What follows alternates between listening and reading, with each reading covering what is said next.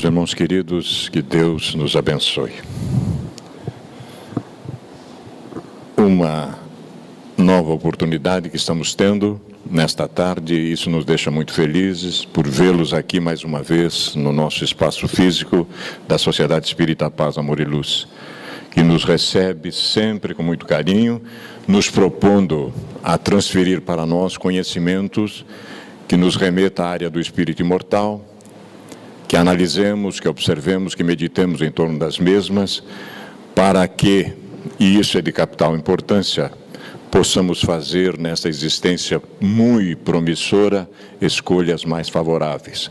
Retornando brevemente para casa, que é o nosso fanal, o nosso destino, em condições mais favoráveis. Esta é a nossa perspectiva e nesta tarde não foge à regra. Iremos fazer a nossa prece, em seguida teremos uma leitura introdutória, quando vamos ser dirigidos mais uma vez pelo nosso querido irmão, companheiro nosso de ombro, de longa data, presidente da Sociedade Espírita Amor e Caridade, André Luiz Sandri, que já está aqui conosco. E hoje ele vai trabalhar conosco, e como vem fazendo, de uma série de exposições tratando das leis morais, ele irá trabalhar para nós a lei de destruição, né? Como título, André vai enfocar o aspecto de destruir ou transformar, né? Então nós vamos hoje seguramente termos a grata aventura de ter o André mais uma vez conosco para nos iluminar nessa questão da lei de destruição. Vamos orar, por favor.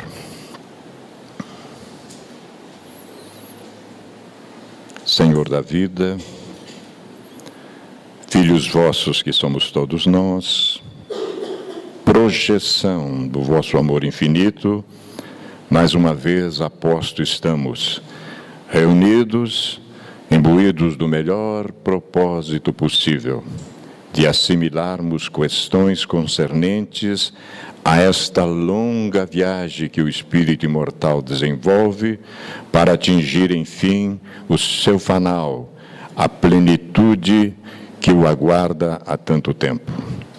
O que estamos vos pedindo uma vez mais, Pai da vida, é que esse desejo e essa força, essa coragem de nos vincularmos ao seu amor perene, possam ser em nós realmente potencializados, para que desta maneira tenhamos a capacidade de nos ajustarmos às vossas leis sábias e justas e acelerarmos o nosso processo de redenção.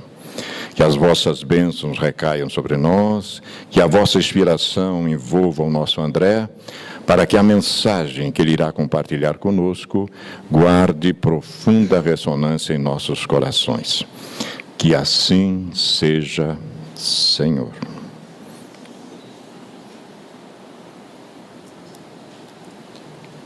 Em 1999, o benfeitor querido Viana de Carvalho, através das mãos abençoadas de Divaldo Franco, publica Atualidade do Pensamento Espírita. Vamos tirar um pequeno trechinho que trata dessa questão da lei de destruição. Perguntaram ao benfeitor: diante de Deus, a espécie humana vale mais que as outras, a ponto da sobrevivência da primeira justificar a extinção de outras espécies? Responde o iluminado Espírito Viana de Carvalho. Diz ele para nós o seguinte: a vida na Terra, por enquanto, obedece de certo modo à lei de destruição, mediante a qual a sobrevivência de um ser depende da morte do outro, facultando que predomine o biótipo mais forte. Desse modo, a espécie humana também se nutre de outras formas de vida, seja vegetal ou animal, obedecendo a regimes especiais, sempre dependentes de alguma espécie viva que sucumbe ou deixa de reproduzir-se. Não obstante, o ser humano é precioso, porque nele transitam os espíritos que já alcançaram uma faixa superior de entendimento da vida, embora, às vezes, a aparência seja algo perturbadora pelas exteriorizações que demonstra. parece uma coisa muito interessante que o nosso querido André vai ampliar para nós, sem sombra de dúvida. Honrados, vamos ouvi-lo. Queridos amigos, queridos irmãos, o nosso boa tarde de muita paz a todos. Como já foi adiantado pelo nosso querido Vanim, vamos falar hoje sobre a lei de destruição. Embora nos custe compreender, a destruição é uma lei natural. Está em a natureza e vem cumprir um sábio desígnio providencial. Jesus nos convida a termos um olhar bom diante da vida, diante das dificuldades, diante do mal aparente, a fim de nós nos iluminarmos. Quando Ele nos propõe que se teus olhos forem bons, todo o teu corpo terá luz.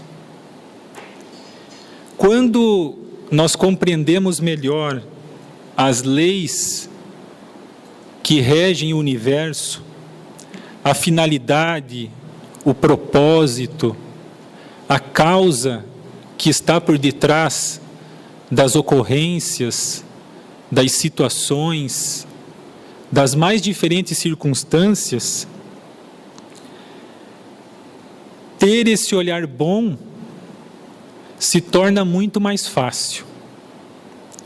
A partir da compreensão da imortalidade da alma, da nossa natureza, da nossa essência, do sentido da vida, da compreensão do verdadeiro sentido de existir, o sentido da existência no corpo físico, novos horizontes de entendimento da vida e dos mecanismos de evolução e progresso criados por Deus se abrem à nossa frente.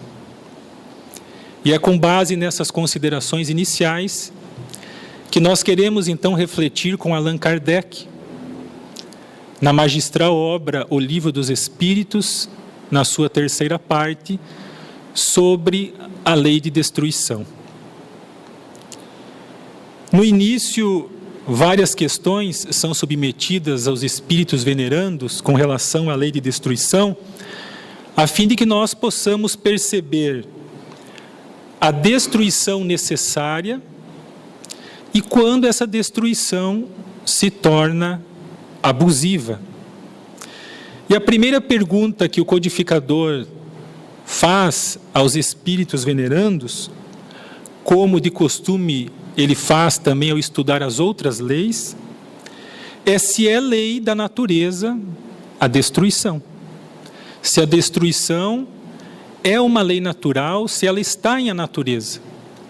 Ao que respondem os espíritos, que preciso é que tudo se destrua para renascer e regenerar. Porque o que nós chamamos de destruição não passa de uma transformação que tem por fim a renovação e a melhoria dos seres vivos. É difícil nós digerirmos inicialmente esta resposta, mas é importante nós percebermos então que não há um aniquilamento, não há uma destruição como nós pensamos, nem com relação à matéria, na qual ocorre apenas uma desagregação molecular, e muito menos com o princípio inteligente, com o espírito imortal. Com relação à matéria, gostaríamos de lembrar de Lavoisier, que nos diz de que na natureza nada se cria, nada se perde, tudo se transforma. Então, o objetivo da destruição, que não passa de uma transformação, é a renovação e a melhoria dos seres vivos. E também porque a destruição vem complementar outras duas leis, a lei de reprodução e a lei de conservação, preenchendo assim uma necessidade no mecanismo da evolução do princípio inteligente do espírito imortal que somos todos nós. Na mesma questão 728, letra A, volta a perguntar a Allan Kardec: o instinto de destruição teria sido dado aos seres vivos por desígnios providenciais? Respondem eles: as criaturas são instrumentos de que Deus se serve para chegar aos fins que objetiva. Para se alimentarem, os seres vivos reciprocamente se destroem. Destruição é esta que obedece a um duplo fim: manutenção do equilíbrio na reprodução, que poderia tornar-se excessiva, e utilização dos despojos do invólucro exterior, que sofre a destruição. O que sofre a destruição é apenas o invólucro exterior. Esse invólucro é simples acessório e não a parte essencial do ser pensante. A parte essencial é o princípio inteligente que não se pode destruir e se elabora nas metamorfoses diversas por que passa. Então, esta compreensão da imortalidade da alma, da nossa natureza, espíritos imortais, é muito importante para que nós possamos ter uma nova visão acerca da destruição. A natureza colocou ao lado dos meios de conservação os agentes de destruição para manter o equilíbrio e servir de contrapeso. Então, a fim de que nós, o princípio inteligente, possamos progredir, possamos evoluir, essas leis trabalham em conjunto.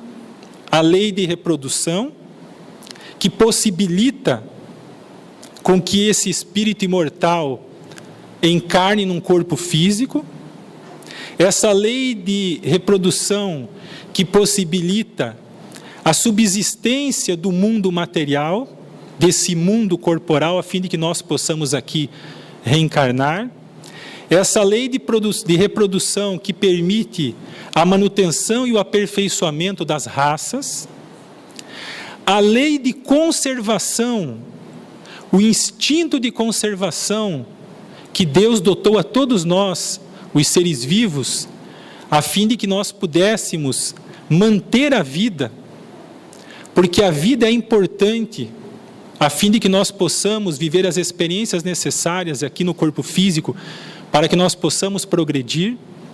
Então, fomos dotados desse instinto de conservação, desta lei de conservação, para que nós não deixássemos prematuramente o corpo físico, negligenciando a grande oportunidade de uma existência.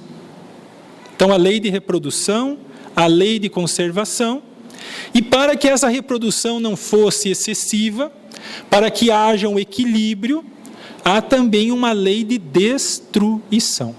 Então, essas leis funcionam em conjunto: reprodução, conservação, destruição, com o objetivo de possibilitar o progresso e a evolução do princípio inteligente. Na questão 732, pergunta o codificador se será idêntica em todos os mundos a necessidade da destruição. Será que mesmo nos mundos mais adiantados do que o planeta Terra, continua existindo essa mesma necessidade da destruição? Respondem os espíritos que guarda proporções com o estado mais ou menos material dos mundos. Cessa, ou seja, então essa necessidade da destruição, no espaço e no tempo, ela irá cessar. Ela cessa quando o físico e o moral se acham mais depurados.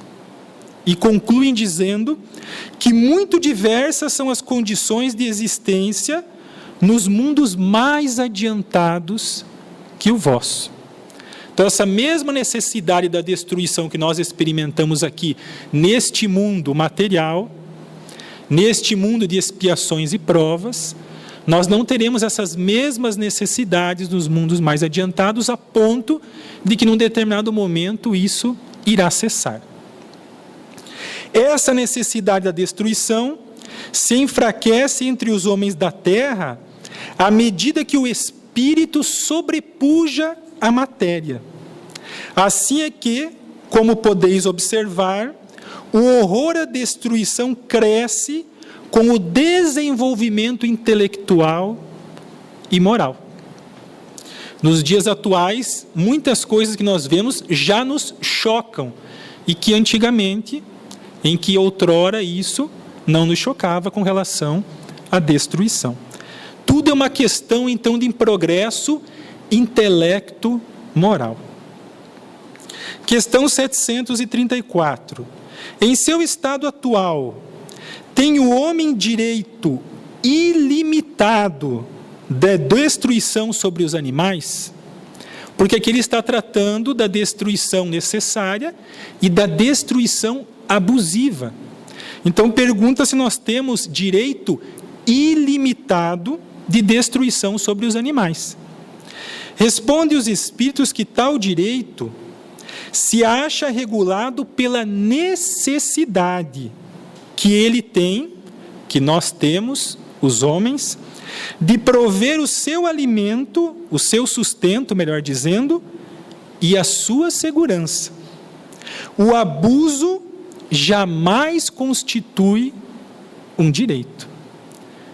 É uma questão muito importante para as nossas reflexões.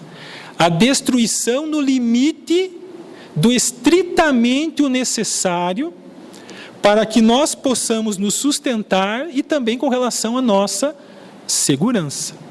O abuso, o excesso, jamais constitui um direito. Pelo contrário, é uma violação das leis divinas, das leis naturais. E na questão 735, ele fecha esse assunto perguntando: que se deve pensar da destruição quando ultrapassa os limites que as necessidades e a segurança traçam? Da caça, por exemplo, quando não objetiva senão o prazer de destruir sem utilidade? Allan Kardec propondo essas perguntas no ano de 1857. Extremamente atuais as perguntas, e respondem os espíritos. Predominância da bestialidade sobre a natureza espiritual. Toda destruição que excede os limites da necessidade é uma violação da lei de Deus. Os animais só destroem para a satisfação das suas necessidades, enquanto que o homem, dotado de livre arbítrio, destrói sem necessidade.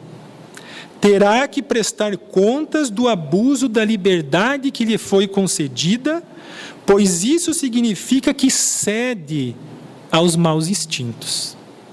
Então fica para as nossas reflexões essa questão muito importante, oportuna e atual. Entra então Allan Kardec num outro assunto dentro da lei de destruição, também muito atual, que são os flagelos destruidores. Todos nós acompanhamos pela televisão o furacão Irma. Então, essa questão entra dentro do assunto dos flagelos destruidores. E pergunta Allan Kardec aos espíritos venerandos na questão 737.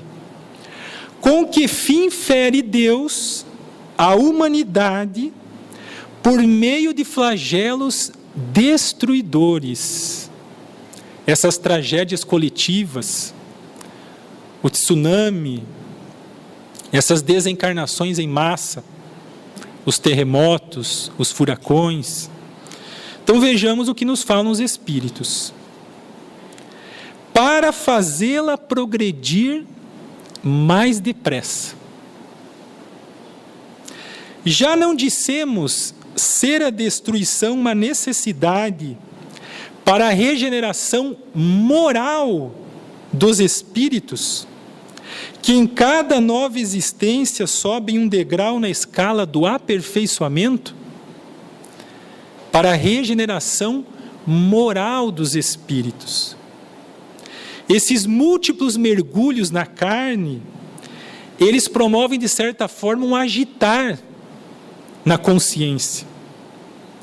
Há indivíduos aqui na Terra tão apegados à existência física, às necessidades da carne, aos vícios, que se encontram num certo impasse evolutivo.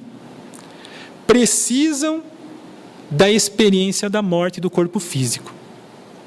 Há aqueles indivíduos que estão aqui e que não são mais compatíveis com a condição que o nosso mundo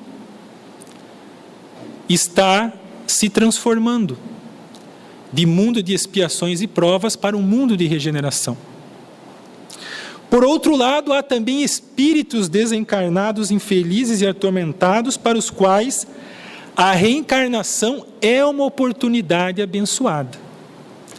Então, há muitas coisas que nós, num primeiro momento, não conseguimos enxergar e analisamos esses fenômenos apenas do nosso ponto de vista. Então, nos falam os espíritos, preciso é que se veja o objetivo para que os resultados possam ser apreciados.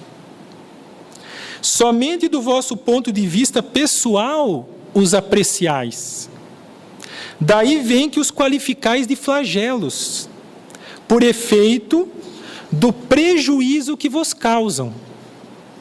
Essas subversões, porém, são frequentemente necessárias para que mais pronto se dê o advento de uma melhor ordem de coisas e para que se realize em alguns anos o que teria exigido muitos séculos. Então, nós somos convidados, através desse esclarecimento que a doutrina espírita nos traz, a termos um olhar diferente sobre aquilo que nós chamamos de flagelos destruidores da destruição, que num primeiro momento parece um castigo de Deus para com as criaturas. Basta nós lermos, por exemplo, a obra Transição Planetária, que foi ditada pelo espírito Manuel Filomeno de Miranda e psicografado por Divaldo Pereira Franco. Eles relatam todo esse trabalho da espiritualidade, quando eles estão lá resgatando e reconduzindo os espíritos à dimensão espiritual, por conta do tsunami que aconteceu no Oceano Índico. Então, nenhum de nós está desamparado. E aquilo que nós chamamos de destruição não passa de uma transformação. Os flagelos são provas que dão ao homem ocasião de exercitar a sua inteligência, de demonstrar sua paciência e resignação ante a vontade de Deus, e que lhe oferecem ensejo de manifestar seus sentimentos de abnegação, de desinteresse e de amor ao próximo, se ou não domina o egoísmo, respondem os espíritos na questão 740 desta mesma obra.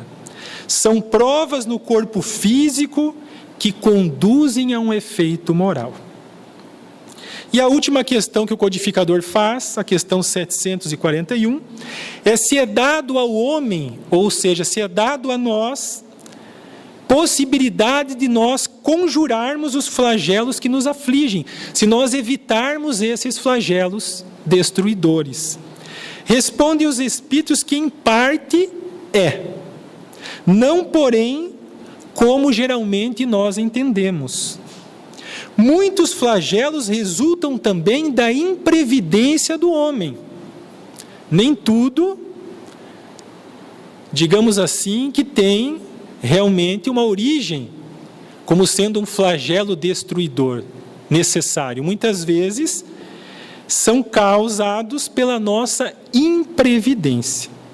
À medida que adquire conhecimentos e experiência, ele os vai podendo conjurar, isto é, prevenir, se ele sabe pesquisar as causas.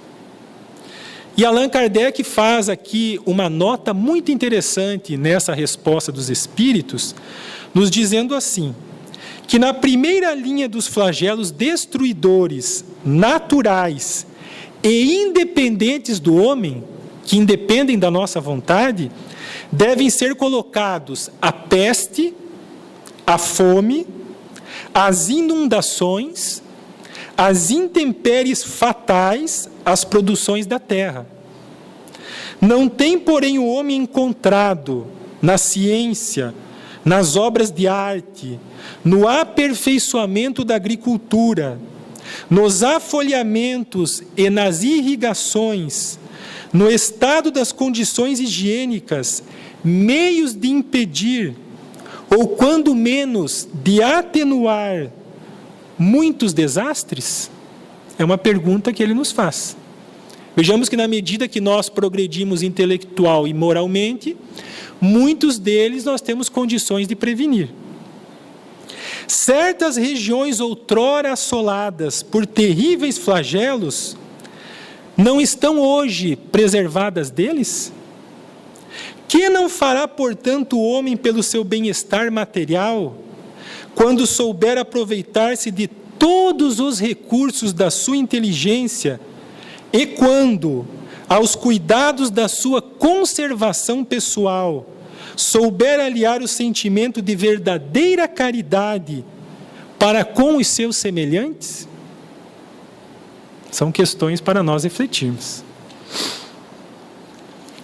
Os outros assuntos tratados por Allan Kardec dentro da lei de destruição são também muito interessantes, porque ele aborda a questão das guerras, a questão do assassínio, da crueldade, dos duelos e até mesmo sobre a pena de morte.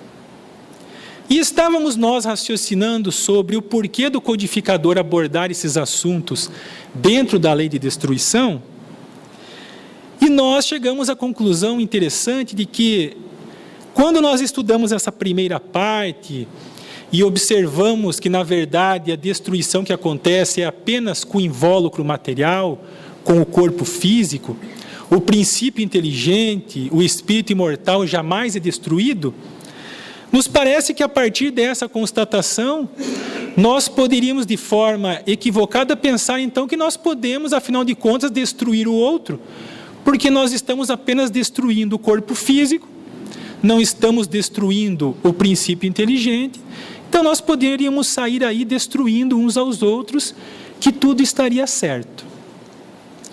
Mas, apesar da destruição ser algo ainda necessário, ela jamais avalia, sanciona, autoriza ou dá qualquer espécie de direito de nós atentarmos contra os direitos dos outros em relação à vida, salvo haja realmente uma necessidade.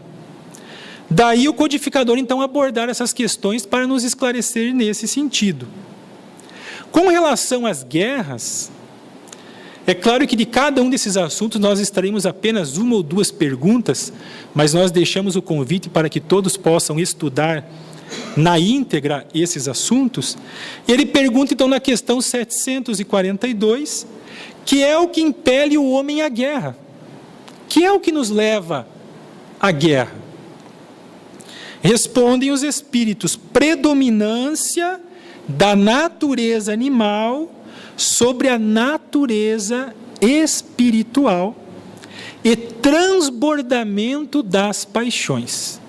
Então, tudo está relacionado à nossa condição evolutiva, inferiores ainda que somos, espíritos daquela terceira ordem, né? que a matéria ainda sobrepuja o espírito.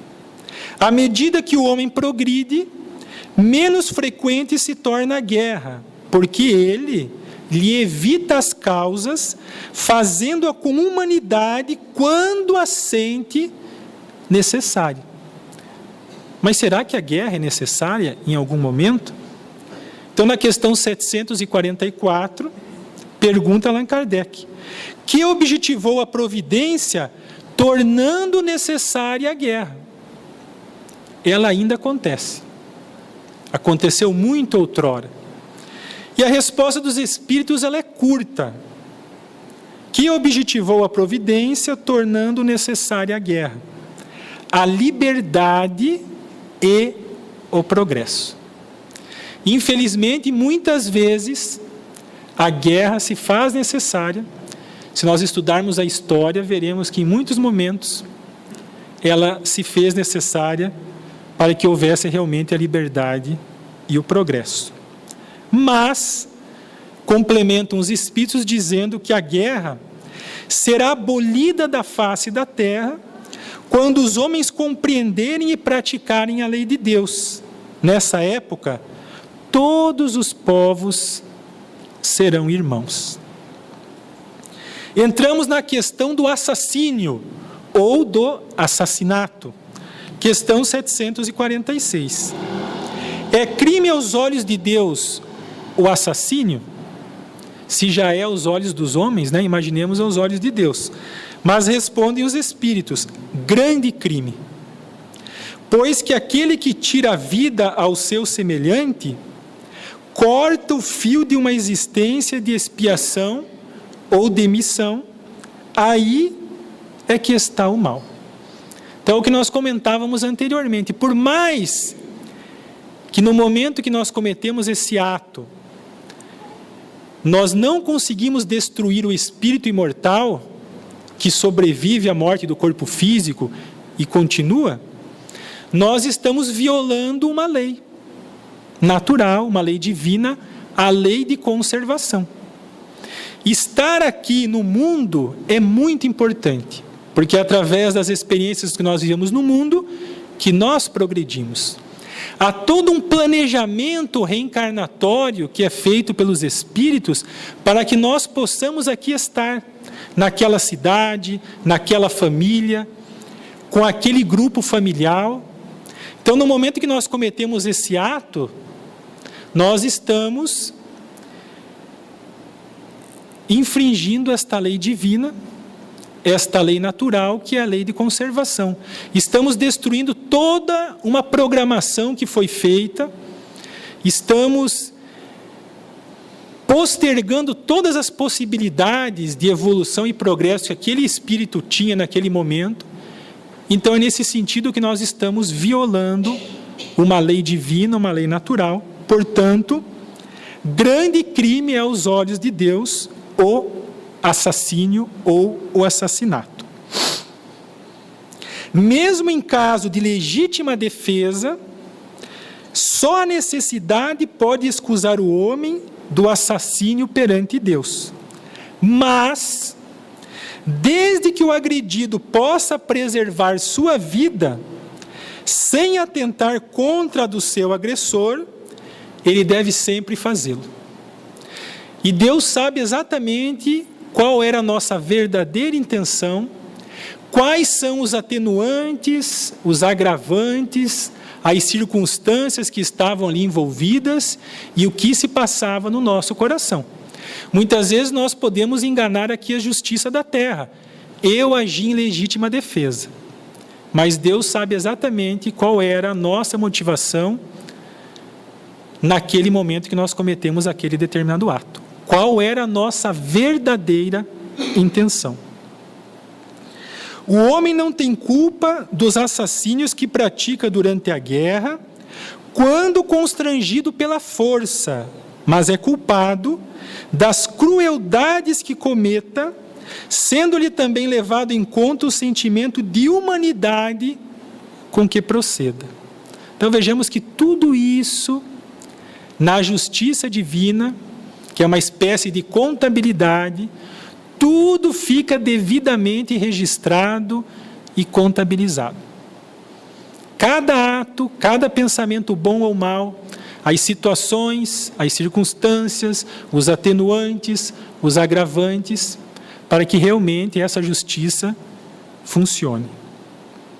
Entrando no assunto da crueldade, fazendo um gancho do assassínio e entrando na crueldade, pergunta Allan Kardec na questão 752. Poder-se-á ligar o sentimento de crueldade ao instinto de destruição? Respondem os espíritos. É um instinto de destruição no que tem de pior, porquanto, se algumas vezes a destruição constitui ainda uma necessidade, com a crueldade jamais se dá o mesmo. Ela resulta sempre de uma natureza má. Basta nós observarmos os animais e a criatura humana. Os animais destroem estritamente o necessário para a sua sobrevivência, sem crueldade. A crueldade que nós muitas vezes praticamos, ela deriva sempre então de uma natureza má, que se compraz em ver a dor no outro. Nos povos primitivos, onde a crueldade ainda forma o caráter predominante, a matéria prepondera sobre o espírito. Eles se entregam aos instintos do bruto e, como não experimentam outras necessidades além das da vida do corpo, só da conservação pessoal cogitam, e é o que os torna, em geral, cruéis. Mas na medida que também que esses povos primitivos vão evoluindo, vão percebendo o erro que estavam incorrendo, e aí também eles modificam a sua conduta. Tudo devido a essa falta de desenvolvimento moral.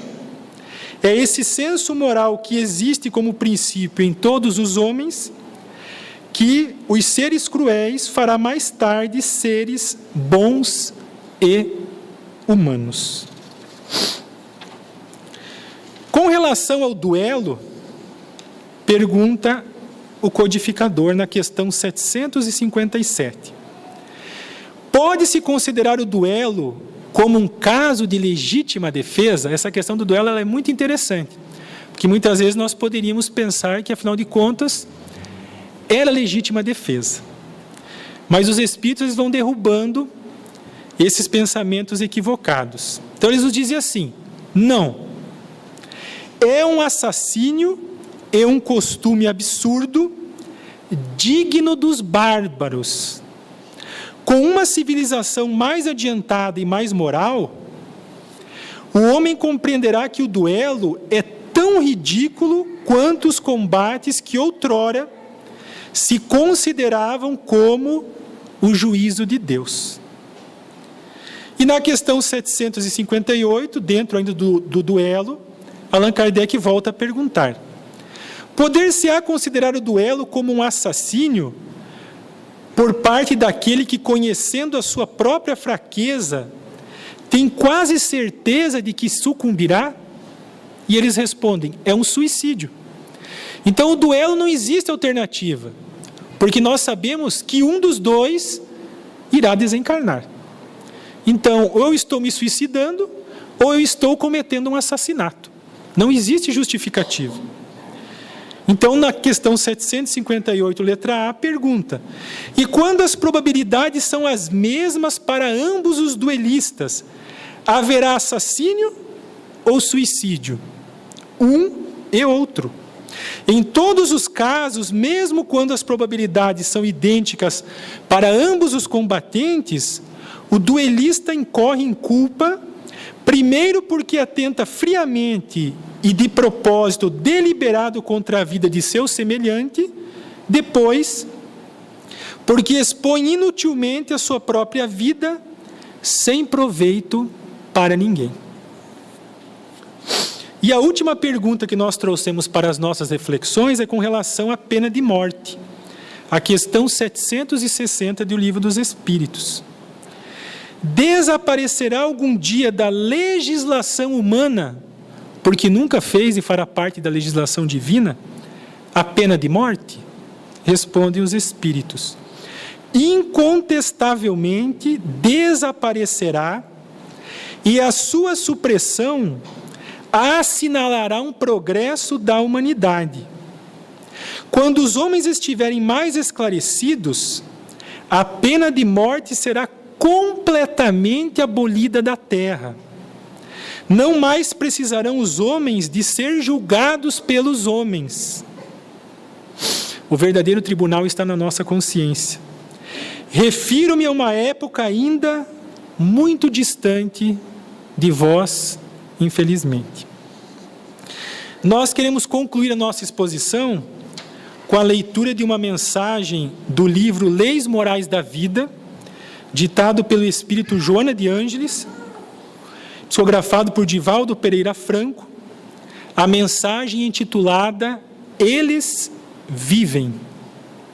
Sim, com a morte orgânica ocorre uma desagregação de moléculas que prosseguem em transformação, não, porém, o aniquilamento da vida.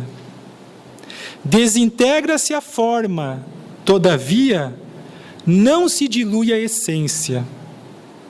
A modificação que se opera no mundo corporal produz o desaparecimento físico, sem embargo, permanecem os liames da afetividade, as evocações queridas, as ocorrências do cotidiano alimentadas pela vida do espírito imortal, que se emancipou das limitações carnais, sobrevivendo às contingências do desgaste inevitável que se finou na disjunção material transitória. Triunfa a vida sempre sobre a extinção do corpo. A porta do túmulo, que se fecha para determinadas expressões, abre-se em triunfo para outras realizações da vida. O encerramento de uma existência humana no cometimento da morte equivaleria à lamentável falha na organização da vida. Em face da ocorrência da morte que te visita o lar, não te permitas a surpresa insensata, que se transforma em alucinação e rebeldia. Desde logo, conjectura com segurança em torno desse fatalismo biológico, que é a morte do corpo, armando-te com os esclarecimentos com que interpretarás os possíveis enigmas em torno do pós-desencarnação. Teus amores não se acabaram, transferiram-se de habitat e prosseguem vivendo. Ouvem os teus pensamentos, sentem as tuas aspirações, sofrem as tuas revoltas, fruem as tuas esperanças, amam-te. Se os amaste, realmente não recalcitres em razão da sua partida para outras dimensões da existência. Sê-lhes grato pelas horas ditosas que te concederam, pelos sorrisos que musicaram o lar da tua alma, e em nome deles, esparze a dádiva da alegria com outros seres tão sofridos ou mais amargurados do que tu mesmo, preparando-te ao teu turno para o reencontro oportunamente. O silêncio da sepultura é pobreza dos sentidos físicos que não conseguem alcançar mais sutis percepções. Pensa nos teus finados com carinho e dialogarás com eles, senti-lo-ás e vibrarás ante a cariciosa presença com que te vem diminuir a pungente dor da saudade, e não raro, quando parcialmente desprendido pelo sono, reencontrá-los-ás, esperando-te que estão nas ditosas paisagens do mundo a que fazem jus e onde habitarás também mais tarde.